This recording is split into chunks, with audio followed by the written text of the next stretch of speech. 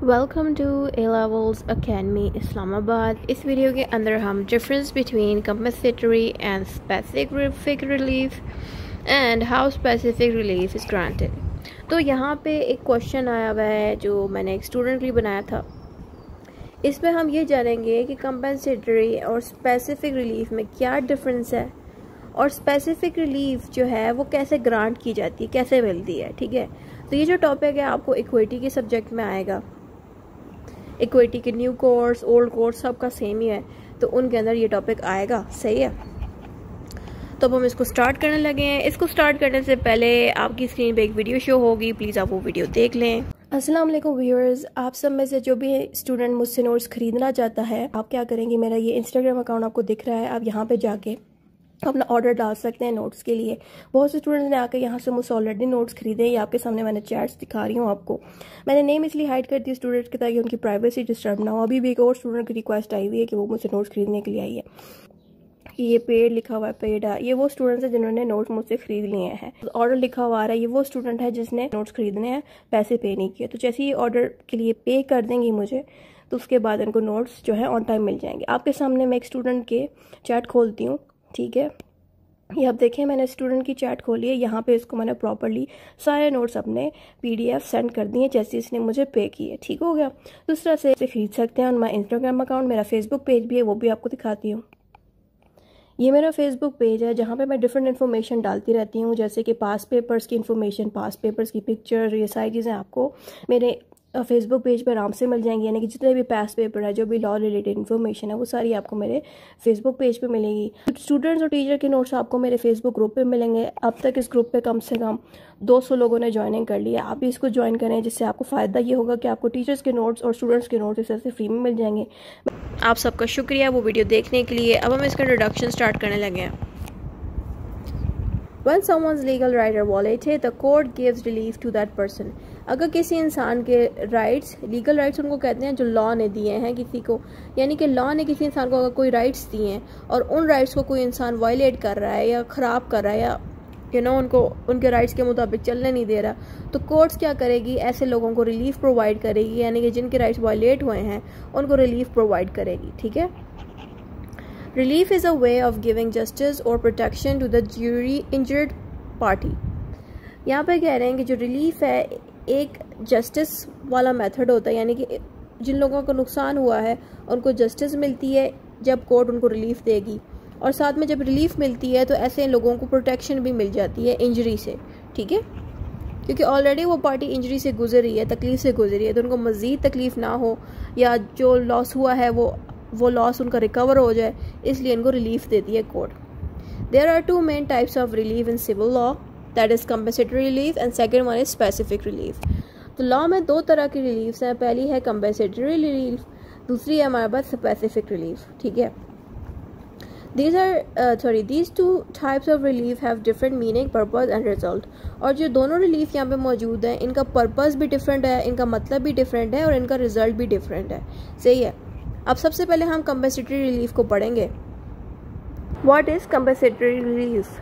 Compensatory relief is when the court awards money called a damage to the person who suffered a loss or injury. The goal is to compensate the person for what they lose. Compensatory relief का मतलब है जो court है वो award करती है money किस चीज़ पे, डैमेजेस पे, यानी कि जो लॉस होता है लोगों को उस पे कंपनसेट करती है पैसे दे के, और पैसे भी उनको वो देता है जिस इंसान ने नुकसान पहुंचाया। Example, if someone damages your car in an accident, the court में आस्क देम टू पे you the repair cost, that is compensatory relief. अगर किसी ने आपकी गाड़ी को डैमेज किया है, एक्सीडेंट करवा दिया है, तो कोर्ट उसी इंसान को कहेगी जिसने डैमेज किया है, उसी से कहेगी कि आपको पैसे दे ताकि आप अपनी कार को रिपेयर करा सकें। ये है compensatory relief. Key features of the compensatory relief: based on money payment given when the damage is already done, tries to make up for financial loss, common in contract and tort cases। Features compensatory relief के ये हैं कि ये money पे based करता है, यानी कि इस पे आपको पैसे, कंपनसेटरी में क्या होता है, आपको पैसे मिलते हैं, मनी मिलता है किस चीज़ पे, जब आपका कोई डैमेज हो जाए, लॉस हो जाए। Given when the damage is already done, और ये सिर्फ तभी आपको मिलेगा पैसे जब डैमेज हो चुका हो। Tries to make up for financial loss, ये कंपनसेटरी रिलीफ हम इसलिए लेते हैं ताकि फाइनेंशियल लॉस को हम बर्दाश्त ना करें, ताकि जिस इंसान ने नुकसान किया है वही हमें फाइनेंशियल लॉस से बचाए, वही पैसे दे। Common in contract and tort cases, और कंपनसेटरी रिलीफ टॉर्ट केसेस में भी मौजूद है और कॉन्ट्रैक्ट में भी मौजूद है। कॉन्ट्रैक्ट में अगर कोई कॉन्ट्रैक्ट तोड़ता है जिससे किसी का नुकसान होता है, वहाँ पे भी कंपनसेटरी रिलीफ को यूज़ किया जाता है। और टॉर्ट केसेस में अगर कार एक्सीडेंट हो जाए, उन सिचुएशंस पे भी टॉर्ट में भी कंपनसेटरी रिलीफ मिलता है। What is specific relief? Specific relief means when the court orders a person to do something or not to do something instead of giving money. It focuses on actual performance rather than compensation. Specific relief में court order देती है कि इंसान को या तो कुछ करे या ना करे, यानी कि ये एक ऐसा ऑर्डर होता है जिसमें कोर्ट किसी इंसान से कुछ करवाना चाहती है या उसको रुकवाना चाहती है। ये वाला जो स्पेसिफिक रिलीफ है ये कंपनसेटरी रिलीफ से डिफरेंट होता है। Example, if someone refuses to give you a property after signing a sale agreement, the court may order them to hand over the property. That is specific relief.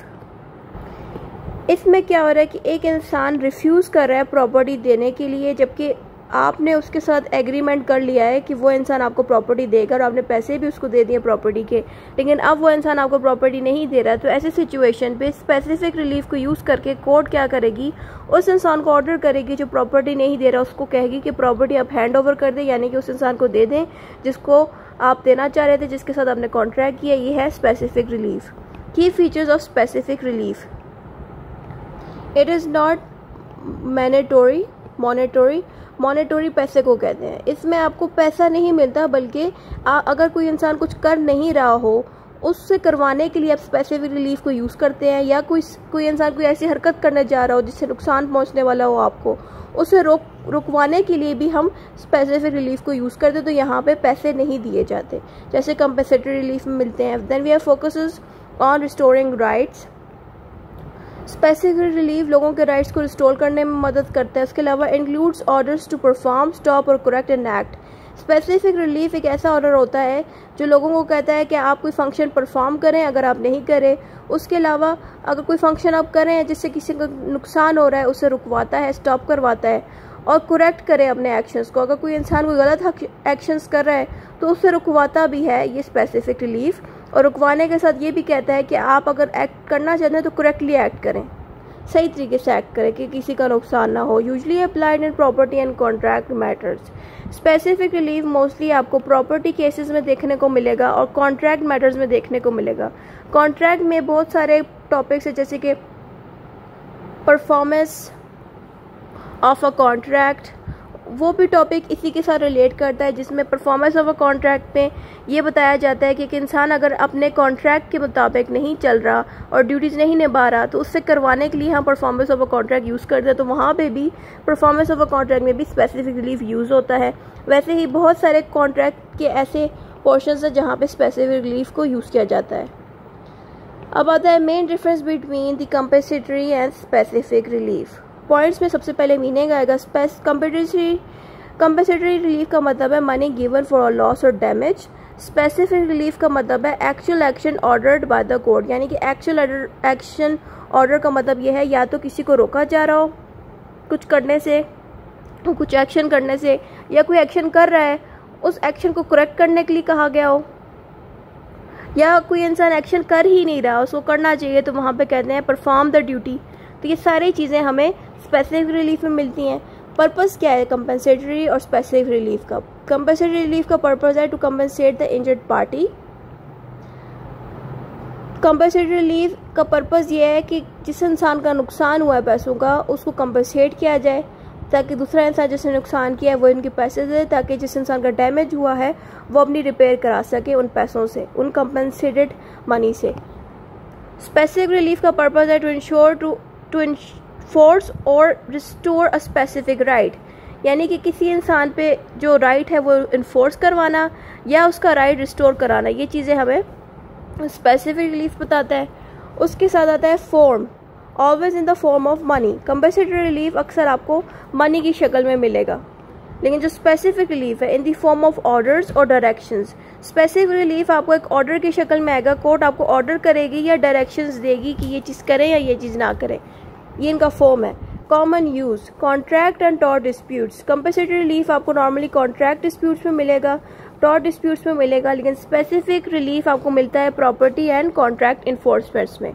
Contract enforcement mean कि जो लोग इन contract पे follow नहीं कर रहे उनको follow करवाना, या कॉन्ट्रैक्ट ने अगर किसी चीज़ से करने से रोका है तो और वो इंसान वही चीज़ कर रहा है तो उसको रोकवाना, ये सारी चीज़ें आपको स्पेसिफिक रिलीफ में मिलेंगी जो कि कॉन्ट्रैक्ट और प्रॉपर्टी से रिलेट करेंगी।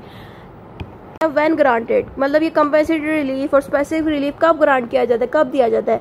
When actual loss is proven, यानी कि कंपनसेटरी रिलीफ तब आपको कोर्ट देती है, तब पैसे देती है जब कोर्ट को आप प्रूव कर सकेंगे वाकई में आपका नुकसान हुआ है, आपकी उसमें गलती नहीं थी, दूसरे बंदे की गलती थी, तब आपको पैसे दिए जाएंगे, कंपनसेट किया जाएगा। और स्पेसिफिक रिलीफ कब मिलता है? When money is not enough to give justice.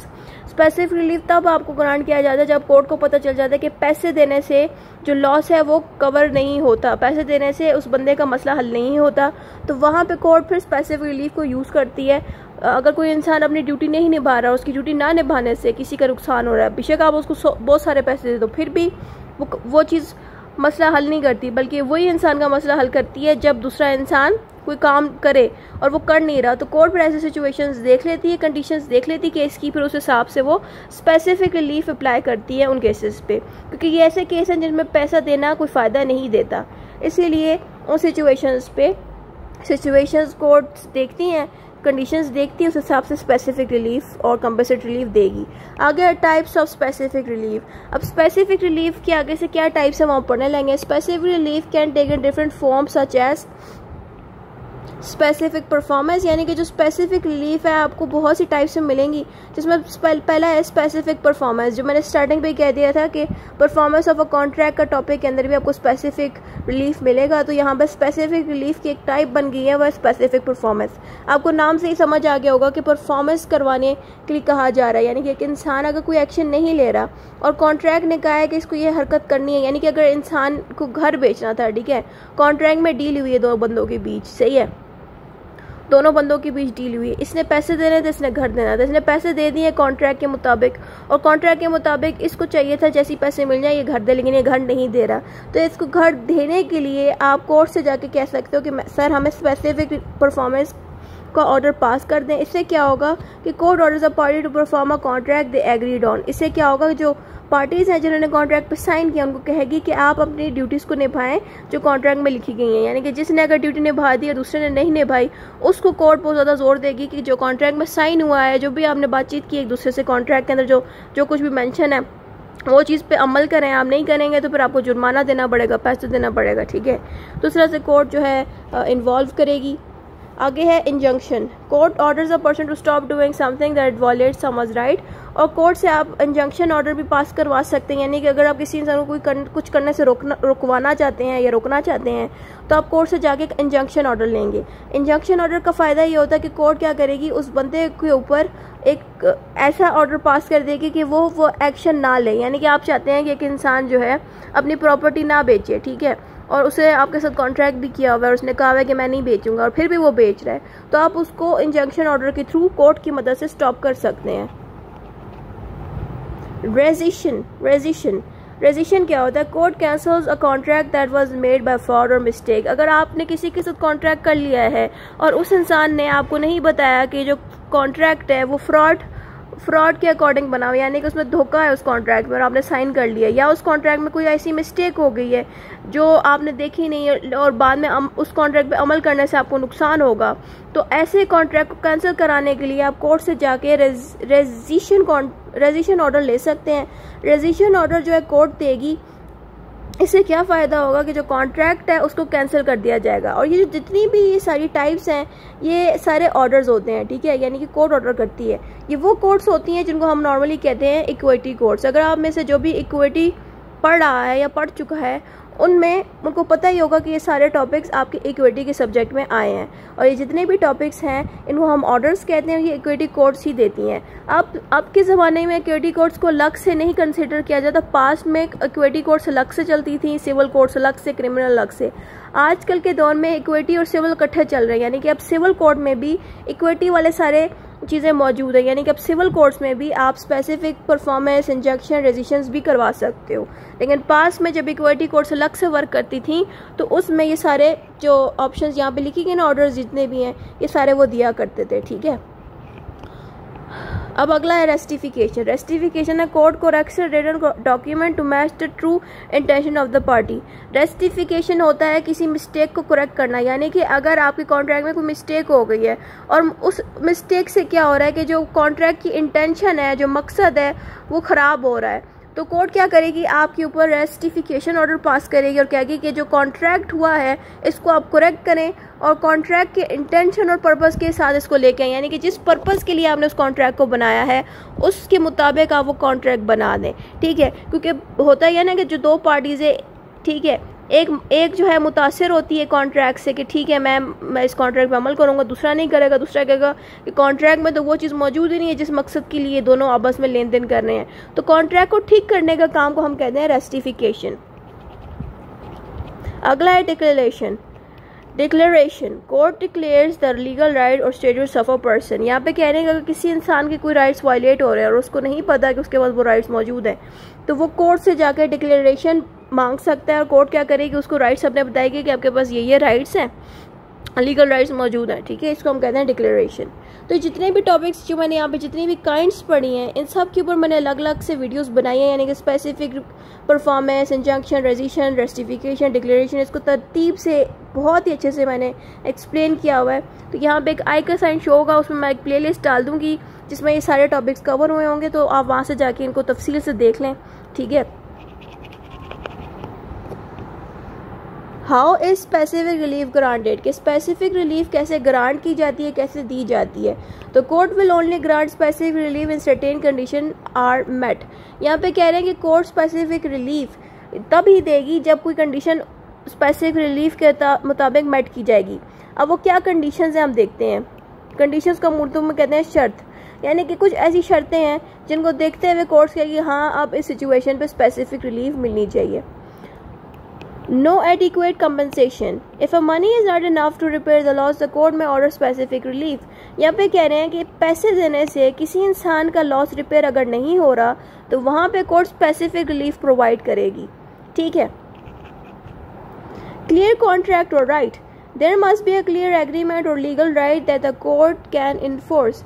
यहाँ पे कह रहे हैं कि उन लोगों के पास, यानी कि जो लोग मसले में, डिस्प्यूट में है, लाइक दो बंदे हैं, ठीक है, इन्होंने कोई कॉन्ट्रैक्ट साइन किया है, तो इनके कॉन्ट्रैक्ट की वजह से अगर कोई मसला बन रहा है तो कोर्ट कह रही है कि कॉन्ट्रैक्ट एग्जिस्ट करना ज़रूरी है, कि कॉन्ट्रैक्ट हो मौजूद, एक क्लियर कॉन्ट्रैक्ट हो मौजूद, ताकि कोर्ट जो है कोई स्पेसिफिक रिलीफ उस पर लागू कर सके। अब जितनी भी हमने स्पेसिफिक रिलीफ की टाइप्स पढ़ी हैं उन्हीं में से ही कोई कोर्ट इस पे लागू करेगी, कोई ऑर्डर देगी, ठीक है। अगर कॉन्ट्रैक्ट मौजूद है, अगर कॉन्ट्रैक्ट करेक्ट कराना है तो उस पर रेस्टिफिकेशन का ऑर्डर पास करेगी, अगर कॉन्ट्रैक्ट में फ्रॉड है तो उस पर रेजिस्ट्रेशन का ऑर्डर पास करेगी, ठीक है। तो कह रहे हैं कि अगर दो लोगों के बीच डिस्प्यूट है तो उनके बीच कोई कॉन्ट्रैक्ट होना भी ज़रूरी है। अगर कॉन्ट्रैक्ट होगा तो ऐसी सिचुएशन पे स्पेसिफिक रिलीफ ग्रांट की जाएगी।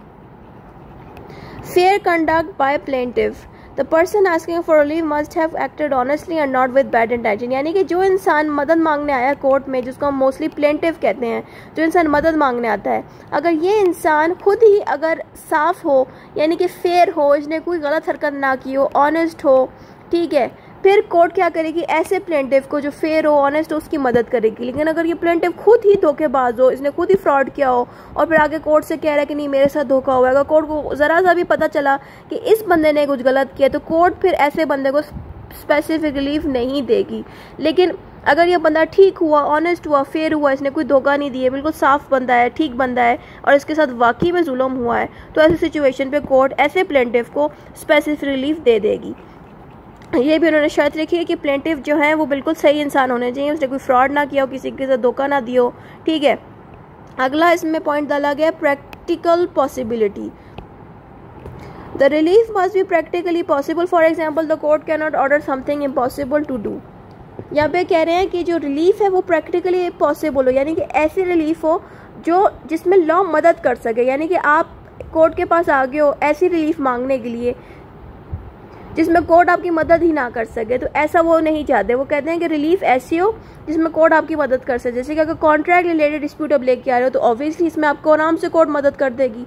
लेकिन अगर आप कोर्ट के पास ऐसी मदद मांगने आए हो जिसमें आपको वो मदद भी नहीं कर सक रहे, वो प्रैक्टिकली पॉसिबल ही नहीं है कोर्ट के लिए, तो ऐसी जगहों पे आप रिलीफ नहीं ले सकते। तो रिलीफ लेने के लिए ज़रूरी है कि आप जो मदद मांगने आए हो वो जो मदद है वो कोर्ट आपके आराम से कर सके, ठीक है। यानी कि ऐसी चीज़ ना हो जो बहुत ही इम्पॉसिबल चीज़ हो कोर्ट के लिए, ठीक है।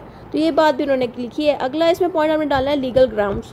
तो relief must be allowed under the specific relief act और अदर्स। यहाँ पे कह रहे हैं कि जो रिलीफ है जो आप मांगने आए हो वो स्पेसिफिक रिलीफ एक्ट के अंडर आनी चाहिए। यानी कि आप अगर कॉन्ट्रैक्ट से रिलेटेड कोई डिस्प्यूट लेके आ रहे हो, वो जो कॉन्ट्रैक्ट है आपके स्पेसिफिक रिलीफ के साथ मैच कर रहा है, तो फिर ये आप उसके लिए कोर्ट में जा सकते हो। लेकिन अगर आपका कॉन्ट्रैक्ट ही फ्रॉड के ऊपर बेस्ड है, उसमें लाइक ड्रग्स डीलिंग हो रही है कॉन्ट्रैक्ट के अंदर और गलत हरकत हो रही है, तो लॉ ने तो ऑब्वियसली स्पेसिफिक रिलीफ ने ऐसी चीज़ों पे मना किया हुआ है, तो ऐसी जगहों पे कोर्ट भी आपकी मदद नहीं करेगी। तो कह रहे हैं कि जो भी आप मैटर लेके आओ वो स्पेसिफिक रिलीफ के मुताबिक हो या किसी भी दूसरे लॉ के मुताबिक हो। जरूरी नहीं है स्पेसिफिक रिलीफ के मुताबिक हो, बल्कि कोई भी लॉ आप ले लो उसमें मना किया जाता है कि जो कॉन्ट्रैक्ट है उसमें ड्रग्स और इस तरह की चीज़ें नहीं होनी चाहिए, फिर भी आप उसी तरह का एक कॉन्ट्रैक्ट बना लेते हो, तो फिर कोर्ट कहेगी भाई आपका कॉन्ट्रैक्ट इटसेल्फ इतना बुरा है, यानी कि इलीगल चीज़ें हैं उसमें, तो वो फिर आपको स्पेसिफिक तो दूर की बात आपको जेल भी डाल सकती है कोर्ट, ठीक है। इसलिए कह रहे हैं कि स्पेसिफिक रिलीफ या कोई भी लॉ जो है आप यूज़ करो, तो वो लॉ और स्पेसिफिक रिलीफ जो भी आप यूज़ करें, लॉ यूज़ करे हो या स्पेसिफिक रिलीफ लॉ यूज़ करे हो, वो आपके कॉन्ट्रैक्ट से मैच करता हो, ठीक है। यानी कि लॉज ने जो रूल्स बताए ना कि लाइक इलीगल चीज़ें नहीं होनी चाहिए कॉन्ट्रैक्ट में फलां चीज़ें नहीं होनी चाहिए, वो चीज़ें अगर आपके कॉन्ट्रैक्ट में मौजूद हुई फिर तो आप गए, आपको स्पेसिफिक जो दूर की बात आपको लोग कोर्ट सीधा जेल में डाल देगी। अगली हेडिंग है when is specific relief not granted, कि किन सिचुएशंस में स्पेसिफिक रिलीफ को ग्रांट नहीं दिया जाता। तो कोर्ट में refuse specific relief if the person asking is not honest, यानी कि जो प्लेंटिव है वो खुद ही अगर ऑनेस्ट नहीं है, उसने खुद ही किसी को धोखा दिया है, तो ऐसे प्लेंटिव को स्पेसिफिक रिलीफ नहीं ग्रांट किया जाएगा, ठीक है। The act is impossible to perform, और जिस मकसद के लिए प्लेंटिव आया है, यानी कि बेशक ऑनेस्ट है, कोर्ट ने कहा ठीक है ऑनेस्ट बंदा है, लेकिन अब प्लेंटिव ने जो ऐसा केस लेके आया है जो प्रैक्टिकली इम्पॉसिबल केस है, यानी कि वो कॉन्ट्रैक्ट रिलेटेड है बट कॉन्ट्रैक्ट परफॉर्म करने वाला बंदा किसी और मुल्क में है और वो माजूर भी है, वो कॉन्ट्रैक्ट परफॉर्म भी नहीं कर पा रहा और ये बंदा ज़बरदस्ती डाला नहीं ये करे ही करे, तो कोर्ट कहे कि ऐसी चीज़ तो प्रैक्टिकल इम्पॉसिबल ही नहीं है, वो बंदा आगे से बीमार है, कोई उसका वारिस भी नहीं है जो कॉन्ट्रैक्ट पे अमल कर सके। तो कहते हैं कि प्रैक्टिकल इम्पॉसिबल चीज़ पे कोर्ट जो है स्पेसिफिक रिलीफ नहीं ग्रांट करती। उसके अलावा तो order would cause hardship to the other party, और अगर कोर्ट को लगा कि उन्होंने स्पेसिफिक रिलीफ ग्रांट कर दी है और उससे क्या हो रहा है, जो दूसरी पार्टी यानी ग्रांट उन्होंने स्पेसिफिक रिलीफ किसी और पार्टी को की थी स्पेसिफिक रिलीफ, लेकिन इसको स्पेसिफिक रिलीफ देने से क्या हो रहा है, जो दूसरी पार्टी है उस पर मुश्किलात ज़्यादा बढ़ेंगी। तो अगर कोर्ट को ऐसा लगा कि दूसरी पार्टी को तकलीफ ज़्यादा पड़ेगी, स्पेसिफिक रिलीफ अगर मिली इस बंदे को अगर स्पेसिफिक रिलीफ मिल गई ना, ठीक है, और इसकी वजह से क्या हो रहा है, जो दूसरी पार्टी है वो मुश्किलात में आएगी, कोर्ट को अगर दिख गया कि वो मुश्किलात में आएगी तो इस सिचुएशन में स्पेसिफिक रिलीफ ग्रांट नहीं की जाएगी। एंड आखिर में लिखा है the agreement is not clear और वाज मेड अंडर फ्रॉड, और जो कॉन्ट्रैक्ट है वो अगर फ्रॉड के बेस पे बना है, जिसको क्लियरली देख के पता चल रहा है कि इसको कैंसिल करने की ज़रूरत है, तो ऐसी सिचुएशन पे सिंपली स्पेसिफिक रिलीफ नहीं मिलेगी, सीधा कोर्ट कहेगी इसको आप ख़त्म कर दें इस कॉन्ट्रैक्ट को, क्योंकि ये फ्रॉड पे बना है या ये जो कॉन्ट्रैक्ट है ये क्लियर ही नहीं है, यानी कि दोनों पार्टीज इस पर क्लियर ही नहीं है कि इसमें करना क्या है इनको। तो फिर ऐसी सिचुएशन पे कोर्ट कहेगी कि हम आपको क्या ऑर्डर पास करें, आप लोग तो खुद ही क्लियर नहीं है कॉन्ट्रैक्ट में करना क्या है, आप लोगों ने क्या करना है, तो कोर्ट पर स्पेसिफिक रिलीफ ऐसी सिचुएशन पे नहीं देती। अब कंक्लूजन में आप सारा कुछ वही लिखेंगे जो आपने इंट्रोडक्शन से लेकर अब तक जितना भी पढ़ा है वो सारा आपने शॉर्ट करके लिख देना है, जिसमें आपने ये बताना है कि कंपल्सरी रिलीफ और स्पेसिफिक रिलीफ दोनों जो है जस्टिस को डिलीवर करते हैं, ठीक है, बट देन इन दोनों का यूज़ काफ़ी डिफरेंट होता है। कंपल्सरी रिलीफ के बारे में हमने बताना है कि जो है मनी लॉस को डील करता है और स्पेसिफिक रिलीफ जो है एक ऑर्डर पास करता है कि एक इंसान कोई चीज़ करे या रोके, ठीक है। फिर एंड पे हमने बताना है कि specific relief is granted when money alone is not enough and it focuses on fairness and real justice. Specific relief तब ग्रांट किया जाता है जब कोर्ट को लग जाता है कि जो पैसा है वो मदद नहीं करेगा पार्टी को बल्कि कोई और चीज़ मदद करेगी। तो इसमें court use this tools depending on the facts of the case and needs of the injured party. Courts in दोनों में से किसी भी रिलीफ को यूज़ कर सकती है केस की कंडीशन देखते हुए, यानी कि फैक्ट्स देखते हुए कि केस में क्या हकीकत बयान की गई है, कितनी ज़रूरत है और किस टाइप की ज़रूरत है इनको। ठीक है, needs of the injured party, needs देखे कि इंजर्ड पार्टी की क्या इनको स्पेसिफिक रिलीफ सूट करता है या कंपलसरी रिलीफ, ये कोर्ट के ऊपर डिपेंड करता है। तो ये सारा हमने इसके अंदर पढ़ा। Thank you for watching and don't forget to subscribe.